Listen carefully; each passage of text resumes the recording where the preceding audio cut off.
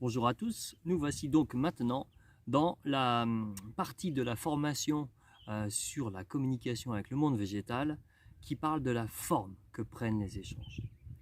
Alors là, je décortique un peu tout, aspect après aspect, et plus tard, je vous ferai part dans une de mes vidéos de concrètement mon expérience, d'où ça part, par quoi c'est passé, en donnant des exemples, etc., pour illustrer encore un peu plus tout ce que j'ai pu vous dire jusque-là et ce que je vais vous dire après.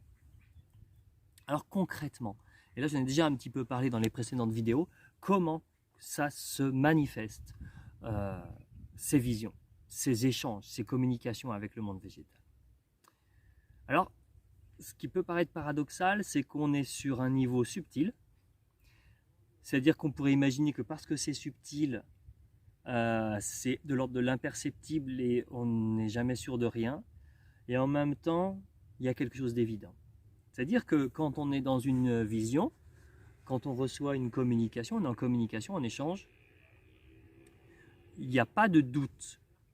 Attention, je mettrai un peu de nuance à ce que je dis. Mais il n'y a pas de doute dans ce qui est ressenti sur le d'où ça vient et sur la réalité du ressenti.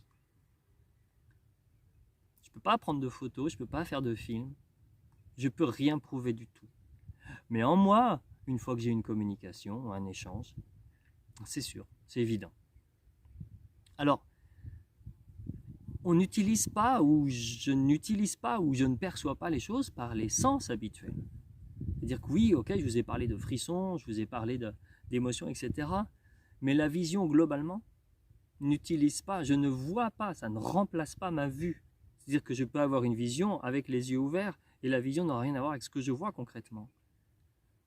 S'il y a des sons, c'est pareil. Donc c'est quelque chose qui est intérieur. Alors, je sais qu'il y en a qui parlent du troisième œil, j'en sais rien, c'est peut-être le troisième œil. Alors, appelons ça le sixième sens au bout du compte. Le comment, par où ça passe, je m'en fiche. Le fait est que ça passe, qu'il y a une vision, qu'il y a quelque chose qui se passe. Et pour moi, c'est le plus important. Et surtout, c'est ce qu'il y a dedans qui est très important. Alors, je vous ai déjà parlé des sensations physiques. Oui, ça passe par des sensations physiques. Je vous ai parlé des frissons, la chair de poule, des tremblements, des picotements, des enserrements. Je me rappelle une fois des enserrements. J'avais vraiment l'impression d'avoir un casque sur la tête, quoi. Comme si tout se serrait sur ma tête au niveau du cuir chevelu, juste à cet endroit-là. Parfois, c'est alors tout le corps est sollicité. Il n'y a pas un endroit qui n'est pas du tout. Ça peut être le visage, parfois c'est le front. Je sens que mon front est serré. Comme si une pression s'appliquait sur ma tête. Ça, je vous en ai parlé. Mais ce qui est vraiment le plus fréquent, c'est ce qui se passe ici au niveau du plexus solaire. Alors c'est le domaine des émotions. C'est l'endroit où on a la fameuse boule au ventre en allant à l'école que j'ai tant connue quand j'étais gamin. Voilà. C'est ici que ça se passe beaucoup, mais autant dans des sensations qui peuvent être désagréables, comme j'ai pu vous en parler, où le ventre est serré, que dans des choses agréables, c'est-à-dire de la joie. Sans de la joie, les choses se soulagent, se libèrent, s'ouvrent. Et là, on touche beaucoup à la joie. Alors j'en ai parlé déjà de la joie, j'en parlerai parce que pour moi, c'est la nature la plus qui traduit le mieux, ou l'émotion qui traduit le mieux la nature des échanges. Je vous ai parlé de sanglots, je vous ai parlé de pleurs, je vous ai parlé de spasmes, de soubresauts douloureux, etc. Alors n'ayez pas peur parce qu'en fait, c'est rare. Ce qui se passait beaucoup au début, quand je me mettais en communication, mais ça ne veut pas dire que c'est fini, c'est une émotion forte, d'accord? Une émotion forte et agréable. Essentiellement, au début, ça se manifestait par de l'émotion que je ne saurais pas vraiment qualifier. Il y a un côté joie, mais c'est pas que ça. Souvent, j'avais des larmes qui coulaient. Et souvent que d'un côté, que d'un œil. Parfois, c'était les deux, parfois c'était un œil, parfois c'était l'autre. Juste un œil. Et très souvent, plus l'œil droit. Je ne sais pas pourquoi. D'accord? Peut-être que vous avez les infos. Pourquoi un œil pleurerait-il plus que l'autre? Toujours est-il que ça se manifestait par une émotion qui me faisait couler des larmes. Mais je n'étais pas triste. C'était une émotion. En fait, c'était plus de je suis traversé par quelque chose et ça fait du bien. D'accord? On est plus proche de l'alarme de joie que de l'alarme de tristesse. En fait, on n'est pas dans l'alarme de tristesse, mais c'est pas que de la joie. C'est du soulagement, de la détente en même temps. Alors, comme je disais, les émotions aussi ont une grande importance.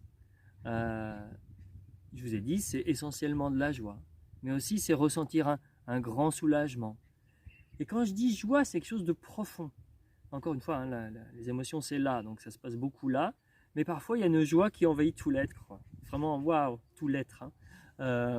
C'est une joie sereine et profonde. C'est-à-dire que c'est quelque chose de, j'allais dire, submergent, ou qui... bon, je ne sais pas trop la qualifier, en tout cas, c'est pas une joie, allez, je vais me la tenter, qui n'est pas terrestre. C'est-à-dire que c'est pas... elle est terrestre puisqu'elle est vécue là, mais ce n'est pas quelque chose que je peux relier à une autre joie que j'ai pu ressentir dans ma vie. C'est une joie qui a un autre goût, une autre saveur. Parfois, c'est une joie bondissante, un petit peu... youpi quoi, enfin une joie youpi, mais sans raison, encore une fois, sans raison apparente, sans raison. Et je pense que cette joie, c'est une joie que je ressens des plantes, c'est-à-dire que c'est leur joie. Je vais me risquer à dire c'est leur joie de vivre, d'être, de faire ce qu'elles ont à faire en accord avec ce qu'elles sont venues faire ici. Et quand je fais des choses qui sont en accord avec ce que je suis profondément, notamment cette formation, je touche à quelque chose qui est proche de cela. C'est-à-dire il y a une joie qui touche à l'évidence de faire ce que je suis venu faire ici. Je ne sais pas si je suis clair, et puis au bout du compte, ce n'est pas forcément grave, peut-être que ça fera écho maintenant ou plus tard chez vous. Alors les visions, oui, je parle de vision.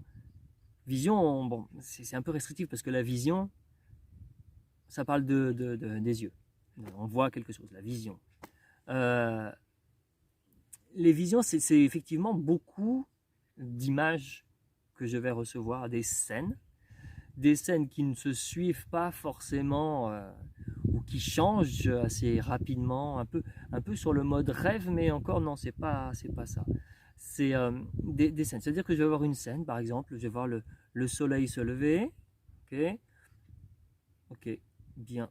Ensuite, je vais voir le soleil plus haut sur l'horizon avec des nuages qui passent devant, okay.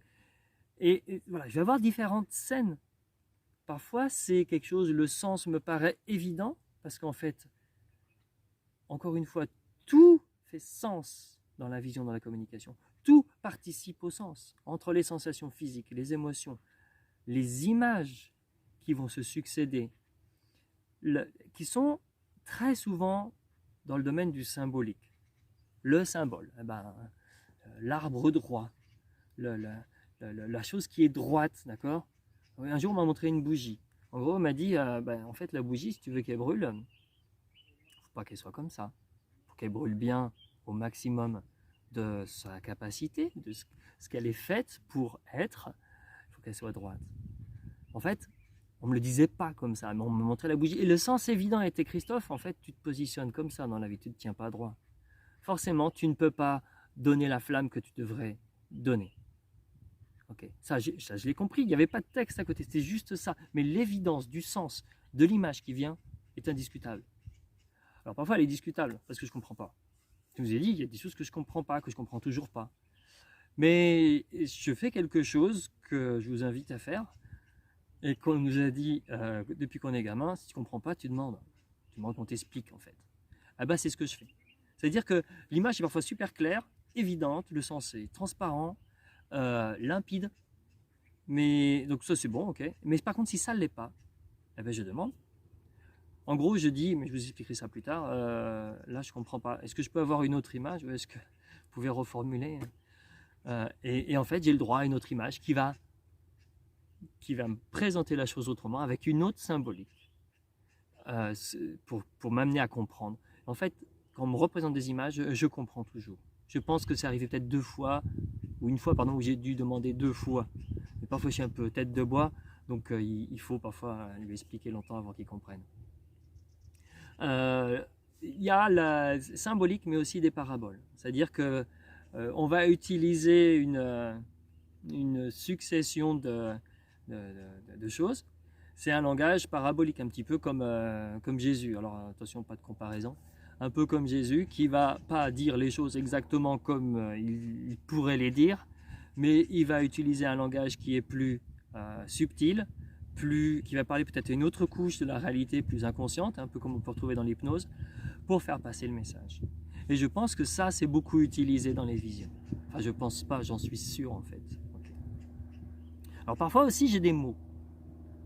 On me dit des mots, j'en ai déjà parlé. Un truc classique quand c'était dur au début, parce que c'était dur,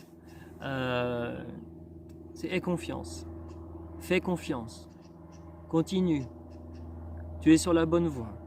De l'encouragement, quoi. Enfin, c'est cool, parce que je suis très fort pour douter. Il y a quelques jours encore, parce que ça faisait un petit moment que j'avais pas communiqué avec les plantes, je me sentais pas super bien.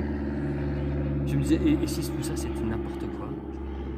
Et c'est dingue, enfin, la capacité à mettre en doute des choses qui me paraissaient évidentes avant, parce que je pense que là, je touche à quelque chose qui est tellement inhabituel que le mental, il va facilement le remettre en question, le mettre en doute.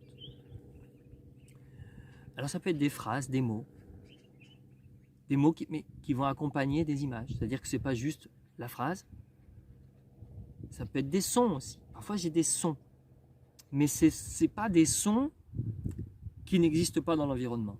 Par contre, que ce son arrive dans la vision, vient appuyer la vision. C'est-à-dire qu'elle vient illustrer la vision. Le son va appuyer le sens en fait, va contribuer au sens. Une vision que j'ai eue, je ne vais pas vous en faire part dans le global parce qu'elle est personnelle, où je voyais des fleurs.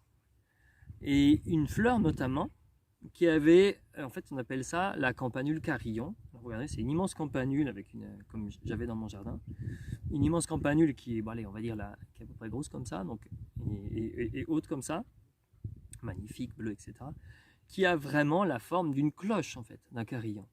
Et au moment où j'ai la vision de cette fleur, j'entends dans une ferme pas loin quelqu'un qui tape sur du métal, je ne sais pas ce qu'il faisait exactement, qui passe du métal, et donc elle fait un son très métallique, presque métallique et aigu, fin, etc., comme un carillon, comme une cloche.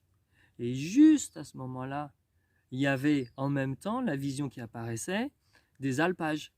C'est-à-dire que je voyais à une montagne enneigée, fraîche au printemps, etc., le printemps qui arrivait sur cette montagne, et je sentais, alors c'est pareil, là, j'avais la sensation de la fraîcheur, de l'air pur qu'on a en montagne, et en même temps le son des cloches, comme les cloches des vaches des montagnes. Donc c'était un ensemble. J'avais aussi la sensation.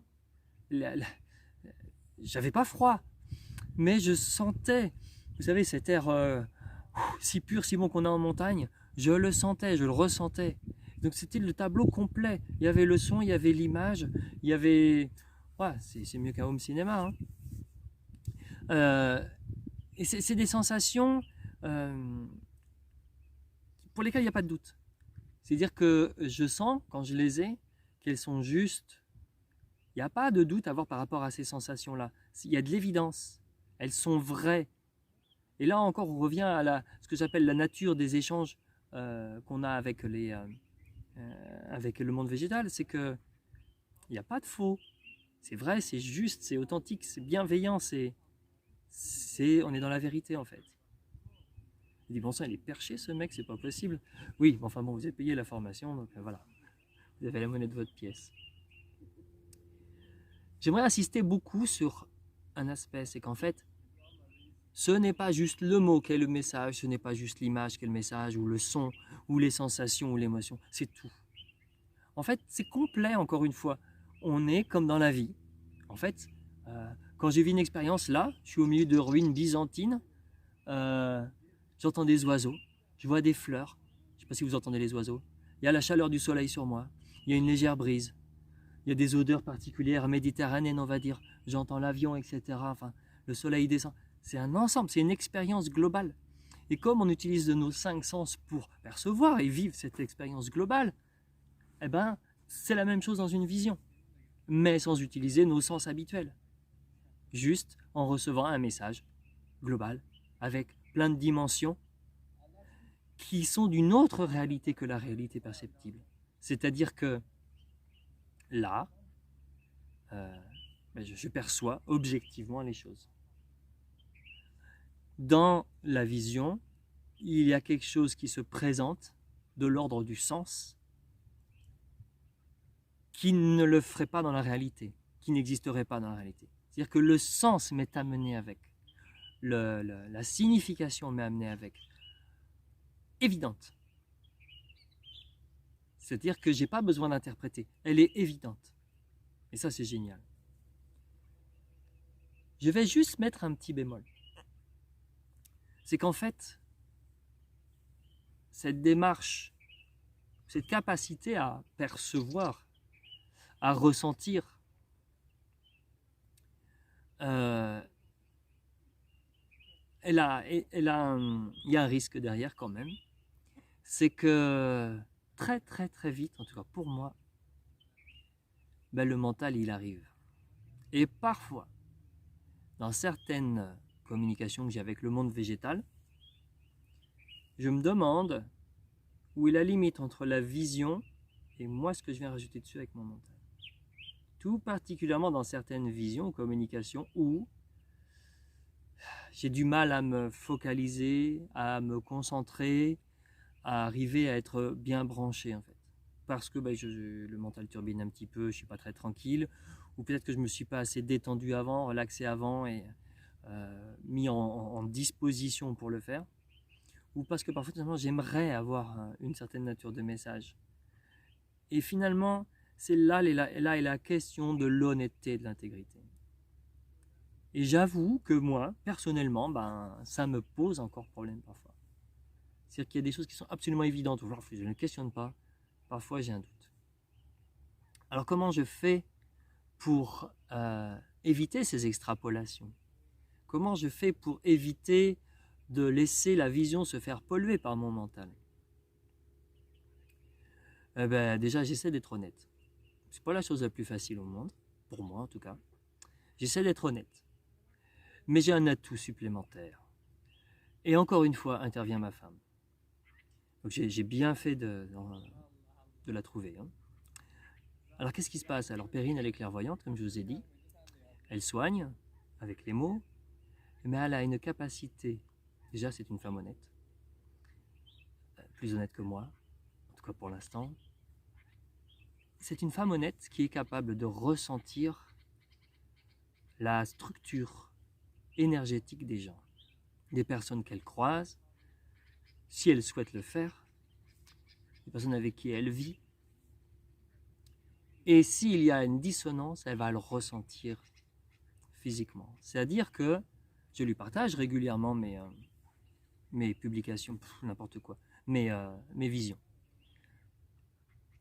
Très souvent, c'est « Ah oui, ok, ça me parle, ok, ça résonne en elle, clac, clac, elle sent que c'est juste, ça correspond. » Mais parfois, elle dit « Là, il y a quelque chose qui est pas juste, qui n'est pas calé, c'est pas juste. » Et moi, justement, en questionnant ça, et là, elle peut avoir des informations précises, et là, ça, ce que tu as dit là, ok, mais là, ça va pas là. Et là, c'est là que je vois, elle m'aide à voir, tiens là, ça c'est le mental qui est venu intervenir, ok, parce qu'il souhaitait quelque chose peut-être, ou qui allait, voilà. Ok, j'ai des connaissances là-dessus, hop, j'en rajoute, hop, là. Voilà. Ça, c'est le côté un peu intellectuel, mental, dont il faut vraiment se méfier. Parce que le but, c'est pas de faire sa petite sauce pour que ça nous arrange ou pour flatter notre ego. Le but, c'est vraiment de recevoir et d'avoir des messages authentiques. Et ça, je n'arrive pas encore parfaitement à le faire à 100% et à être parfaitement honnête en fait. Et donc, je m'appuie sur elle, je m'appuie sur ses capacités qui sont incroyables et ça m'aide. Alors le but, c'est évidemment, comme dans toute chose, c'est d'être autonome.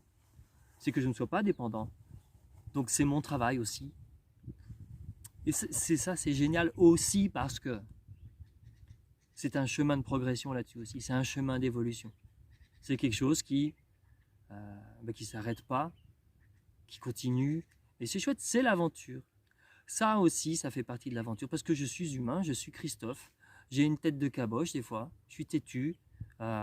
J'ai mon ego aussi, ma fierté, elle intervient aussi. Et puis j'ai des émotions parfois, et puis voilà, puis j'ai un corps. Enfin, je suis complet, comme je disais dans la première vidéo, je suis complet, comme vous, comme nous, comme tout le monde. Je suis complet. Et moi, avec mes propres problématiques, ma propre histoire, il faut que je fasse gaffe à ça. Donc je vous invite, si jamais vous vous lancez dans cette aventure-là, je vous invite à être vigilant à ça. Alors peut-être que vous, la problématique sera d'une autre nature, ou peut-être que vous aurez d'autres challenges, c'est votre histoire, mais soyez-y vigilants, et je dirais, faites honneur au monde végétal, parce qu'il donne sans compter, avec bienveillance, avec vérité, et franchement ça mérite d'être exactement dans les mêmes vibrations, dans les mêmes énergies qu'eux. Et puis finalement c'est tellement bon. Alors c'est vrai que quand ma femme me fait un petit commentaire, ça me vexe, parce que j'aimerais bien avoir raison. Mais en fait, c'est pas ça le but. Comme elle dit aussi, le but c'est pas d'avoir raison, c'est d'être heureux. Donc je préfère être heureuse que d'avoir raison. Et donc effectivement, je préfère m'épanouir à faire ce que je fais et que ça me apporte du bonheur plutôt que d'avoir raison. C'est la tête qui veut avoir raison, c'est pas le cœur. Voilà, et bien écoutez, je vous dis à très très bientôt pour la prochaine vidéo. Nouvelles aventures.